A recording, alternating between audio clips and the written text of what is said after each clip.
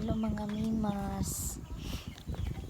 Naani mi diri sa bukid inugmata sa buntag. Diretso sa abuhan, lungag ko pagkaon sa among iro.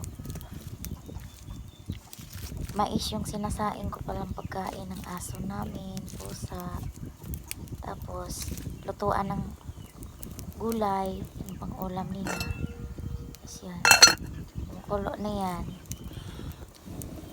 Inano ko na yung bigas na mais dyan. Tapos halo-haluin sa panandok na kahoy ko. Ganon.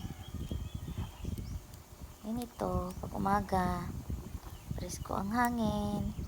Tapos ayan, yung view ng dapugan ko. Puno ng mga karatilis. Yan. Yan lang po, Mima. Bye.